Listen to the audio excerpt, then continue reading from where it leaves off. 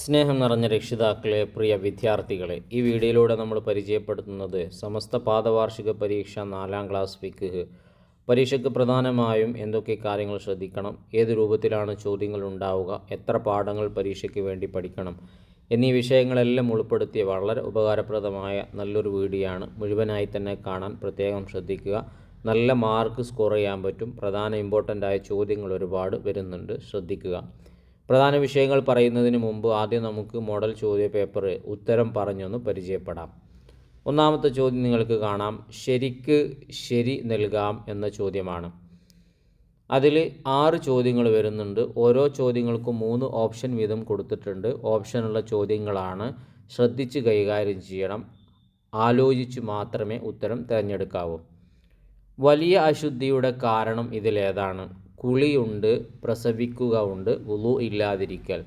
പ്രസവിക്കുക എന്നുള്ളതാണ് അതിൻ്റെ ശരിയായ ഉത്തരം. അപ്പോൾ പ്രസവിച്ചു കഴിഞ്ഞാൽ എന്താവും? വലിയ അശുദ്ധിക്കാരാവും. അപ്പോൾ അത് ഉയരണമെങ്കിൽ കുളിക്കണം. ഇനി രണ്ടാമത്തത് ചുരുങ്ങിയ നിഫാസ്. ഏറ്റവും ചുരുങ്ങിയ നിഫാസ് ഏതാണ്? അല്പസമയമാണ്. നിഫാസ് വരുന്നത് അല്പസമയം.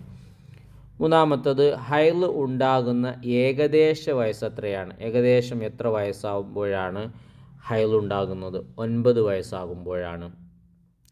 നാലാമത്തത് വുളൂഇൻ്റെ ഫർളുകൾ 6 എല്ലാവർക്കും അറിയാം, എളുപ്പമുള്ള ചോദ്യമാണ്.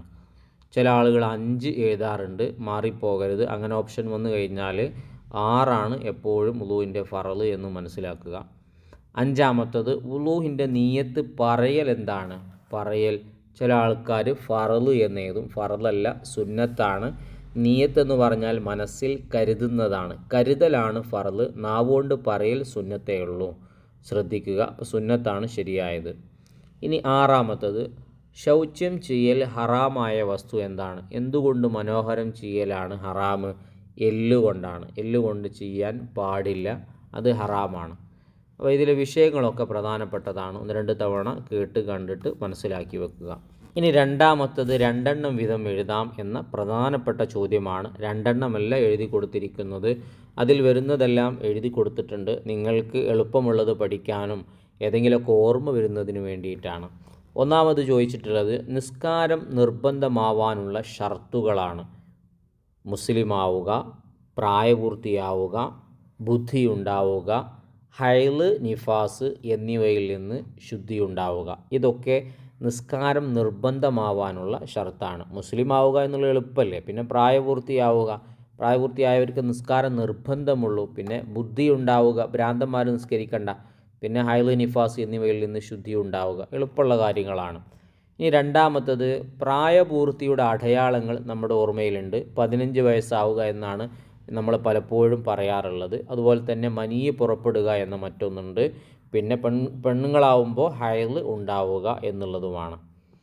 ഇനി മൂന്നാമത്തത് തഹൂറായ വെള്ളം ഏതൊക്കെയാണ്? തഹൂറായ വെള്ളം മഴവെള്ളം പറ്റും. അതുപോലെ തന്നെ പുഴവെള്ളം, കിണറിലെ വെള്ളം, കടൽ വെള്ളം. തഹൂറായ വെള്ളം എന്ന് പറഞ്ഞാൽ എന്താണ്? സ്വയം ശുദ്ധി ഉണ്ടാവണം, മറ്റൊന്നിനെ ശുദ്ധിയാക്കാൻ കഴിവുണ്ടാവുകയും വേണം. അപ്പോഴാണ് തൊഹൂറായ വെള്ളമാവുകയുള്ളൂ. അപ്പോൾ അതിൻ്റെ ഉദാഹരണങ്ങളാണ് നമ്മൾ എഴുതി കൊടുത്തത്. ഇനി തോഹിറായ വെള്ളം ഏതാണ്? സ്വയം ശുദ്ധി ഉണ്ടാകും, പക്ഷേ മറ്റൊന്നിനെ ശുദ്ധിയാക്കാൻ അതിനെ കൊണ്ട് കഴിയില്ല. ഇപ്പോൾ തേങ്ങ വെള്ളം സ്വയം ശുദ്ധിയുള്ളതാണ്, നമ്മളൊക്കെ കുടിക്കുന്നവരാണ്. കഞ്ഞിവെള്ളം ഇഷ്ടമുള്ള ആളുകളുണ്ട്. നാരങ്ങ വെള്ളം ക്ഷീണത്തിന് കുടിക്കും. ജ്യൂസ്, നോമ്പ് തുറക്കൊക്കെ ജ്യൂസ് ഉണ്ടാകും. അപ്പോൾ ഇതൊക്കെ തോഹിറാണ്, കുടിക്കാം. പക്ഷേ ഇതുകൊണ്ട് നമ്മൾ ഒളു എടുക്കാൻ പറ്റുമോ? പറ്റില്ല, കാരണം അത് തൊഹൂറല്ല. ഇനി മൂന്നാമത്തത് വ്യക്തമാക്കാം എന്നതാണ്. അതിലൊന്ന് നജസായ വെള്ളം. ഇപ്പം നമ്മൾ തോഹിറായ വെള്ളം പറഞ്ഞു, തൊഹൂറായ വെള്ളം പറഞ്ഞു. ഇനി നജസായ വെള്ളം എന്ന് പറയുമ്പോൾ എന്താണ്? സ്വയം ശുദ്ധി ഉണ്ടാവില്ല, മറ്റൊന്നിനെ ശുദ്ധിയാക്കാൻ കഴിയൂല. അതേതാണ്? മൂത്രം, ലഹരി ദ്രാവകങ്ങൾ. ഇപ്പോൾ ലഹരി കൊണ്ട് നമുക്ക് ഒളു എടുക്കാൻ പറ്റുമോ? അല്ലെങ്കിൽ അത് കുടിക്കാൻ പറ്റുമോ? ഒന്നിനും പറ്റില്ലല്ലോ, അത് ഹറാമല്ലേ. അതുപോലെ തന്നെ മൂത്രവും അങ്ങനെ തന്നെയാണ്. സ്വയം ശുദ്ധിയില്ല, മറ്റൊന്നിനെ ശുദ്ധിയാക്കാനൊട്ടും കഴിവുമില്ല. അതാണ് നജസായ വെള്ളം. രണ്ടാമത്തത് മുസ്തഅമലായ വെള്ളമാണ്. ഫർളായ ശുദ്ധീകരണത്തിന് ഉപയോഗിക്കപ്പെട്ട വെള്ളത്തിനാണ് മുസ്തഅമൽ എന്ന് പറയുന്നത്. ഇപ്പം ഞാൻ ഉളു എടുക്കുന്ന സമയത്ത് ഒരാൾ വന്നിട്ട് എൻ്റെ കയ്യിലൂടെ ഒഴുകിപ്പോകുന്ന വെള്ളമൊക്കെ ഒരു പാത്രത്തിലാക്കി, ആ വെള്ളത്തിനെ കുറിച്ച് എന്താണ് പറയുക? അത് മുസ്തഅമലായ വെള്ളമാണ്. കാരണം ഞാൻ ഒളു എടുക്കുമ്പോൾ എൻ്റെ ആ കയ്യിലൂടെയും ഒക്കെ ഒഴുകിപ്പോയ വെള്ളമാണ്. അത് ഞാൻ ഫർളിൽ ഉപയോഗിച്ച വെള്ളമല്ലേ, അതാണ് മുസ്തഅമൽ. ഇനി മൂന്നാമത്തത് കുളി. നീയത്തോടുകൂടി ശരീരം മുഴുവനും വെള്ളം ഒലിപ്പിക്കലാണ് കുളി. നീയത്ത് വെക്കുക, വലിയ അശുദ്ധിയെ ഞാൻ ഉയർത്തുന്നു എന്ന നീയത്ത് വെക്കുക, എന്നിട്ട് ശരീരത്തിലൂടെ വെള്ളം ഒഴിപ്പിക്കുക. ഇതാണ് കുളി എന്ന് പറയുന്നത്. ഇനി നാലാമത്തത് തിരഞ്ഞെടുത്ത് എഴുതാം എന്നതാണ്. രക്തം, ചലം, നായ, പന്നി, ലഹരി ദ്രാവകങ്ങൾ, മതിയെ. ഇതിനെ നമുക്ക് മുത്തവസ്സിത്തായ നജസും അതുപോലെ തന്നെ മുഅല്ലദായ നജസ് എന്നിങ്ങനെ വേർതിരിക്കണം. അപ്പോൾ നമുക്കറിയാം മുത്തവസ്സിത്ത് എന്ന് പറഞ്ഞാൽ ഒരു മിഡിലായി വരുന്നതാണ്, മധ്യത്തിൽ വരുന്നതാണ്. പറ്റനെ കടുപ്പം കുറഞ്ഞതുമല്ല, കടുപ്പം കൂടിയതുമല്ല. രക്തം അതിൽ വരുന്നുണ്ട്, ചലം വരുന്നുണ്ട്, ലഹരി ദ്രാവകങ്ങൾ അതിലാണ് വരുന്നത്, അതുപോലെ തന്നെ മദീ അതിലാണ് വരുന്നത്. ഇനി മുഅല്ലദിലാണെങ്കിലോ നായ, പന്നി ഇവയാണ് മുഅല്ലദായ നജസായിട്ട് വരുന്നത്. അതെപ്പോഴും അങ്ങനെ തന്നെയാണ് പഠിച്ചു വെക്കുക, നായ, പന്നി. ഇനി അഞ്ചാമത്തത് വായിക്കുന്നതിന് മുമ്പ് ഇതുപോലത്തെ നല്ല നല്ല വീഡിയോകൾ കഷ്ടപ്പെട്ട് നിങ്ങളിലേക്ക് എത്തിക്കുന്നതിൽ നിന്ന് പ്രതീക്ഷിക്കുന്നത് നിങ്ങളോട് സബ്സ്ക്രൈബാണ്. നിങ്ങളൊക്കെ ചെയ്തിട്ടുണ്ടാവുമെന്നറിയാം. ചെയ്യാതെ കാണുന്നവരുണ്ടെങ്കിൽ ഒന്ന് ചെയ്ത് സപ്പോർട്ട് ചെയ്യുക. അതാണ് ഇനിയും ഞങ്ങൾക്ക് വീഡിയോ ചെയ്യാനുള്ള പ്രചോദനം. ഒരു ലൈക്ക് ഇപ്പോൾ തന്നെ കൊടുത്തേക്കുക. ഉപകാരപ്പെട്ടെങ്കിൽ നന്ദി അറിയിച്ച് കമൻറ്റിലൂടെ എഴുതി അറിയിക്കുകയും ചെയ്യുക. ഇനി തെറ്റുകൾ ശരിയാക്കി എഴുതാമെന്ന ചോദ്യമാണ്. അതിലൊന്ന്, ബാങ്ക് വിളിക്കാൻ വുളു നിർബന്ധമാണ് എന്നാണ് കൊടുത്തത്. ശരിയല്ലല്ലോ, സുന്നത്താണ് എന്നല്ലേ. ബാങ്ക് വിളിക്കാൻ വുളു സുന്നത്താണ്. ഓക്കെ. രണ്ടാമത്തത്, വുളുഇന് ശരീരം മുഴുവൻ വെള്ളം ചേർക്കണം. വുളുഇനല്ലല്ലോ, കുളിക്കല്ലേ ശരീരം മുഴുവൻ വെള്ളം ചേർക്കണം നമ്മൾ പഠിച്ചത്. അപ്പോൾ കുളിക്ക് ശരീരം മുഴുവൻ വെള്ളം ചേർക്കണം. ഇനി മൂന്നാമത്തത്, തല അല്പം തടവൽ വുളുഇന് സുന്നത്താണ്. തല അല്പം തടവൽ വുളുഇന് ഫർളല്ലേ. തലയിൽ നിന്ന് അല്പം തടവൽ വുളുഇൻ്റെ ഫർളിൽപ്പെട്ടതല്ലേ. നാലാമത്തത്, ഭക്ഷ്യവസ്തു, നമ്മൾ ഭക്ഷിക്കുന്ന വസ്തു കൊണ്ട് ശൗച്യം ചെയ്യൽ കറാഹത്തായ വസ്തുവാണ്. കറാഹത്താണോ? അല്ലല്ലോ, ഹറാമല്ലേ. ഭക്ഷ്യവസ്തു ശൗച്യം ചെയ്യൽ ഹറാമായ വസ്തുവാണ്. അപ്പോൾ ഈ രൂപത്തിൽ അതിനെ നമ്മൾ ശരിയാക്കി എഴുതുന്നു. ഇനി അടുത്ത ചോദ്യം വായിക്കാം. ഇനി അടുത്തത് ഉത്തരം എഴുതാം എന്നുള്ളതിൽ ഒന്ന്, വെള്ളം കൊണ്ട് മാത്രമേ ഇസ്തിൻജാ പറ്റുകയുള്ളൂ. എപ്പോഴാണിത്? ഇസ്തിൻജാ എന്ന് പറഞ്ഞാൽ മനോഹരം ചെയ്യുക. നമ്മൾ മൂത്രമൊഴിച്ചാലും കാഷിച്ചാലൊക്കെ വൃത്തിയാക്കുന്നതിനാണ് ഇസ്തിൻജാ പറയുക. അപ്പം നജസ് ഉണങ്ങിയതാണെങ്കിൽ വെള്ളം മാത്രമേ പറ്റൂ. ഒരാൾ ബാത്റൂമിൽ പോയി, അവിടെ പോയപ്പോൾ വെള്ളമില്ല, അങ്ങനെ പിന്നെ കുറേ പോയി, അപ്പോൾ അതൊക്കെ ഉണങ്ങിപ്പോയിട്ടുണ്ട്. ഇനി അയാൾക്ക് എന്ത് തന്നെ വേണം? വെള്ളം തന്നെ വേണം, കല്ല് പറ്റില്ല.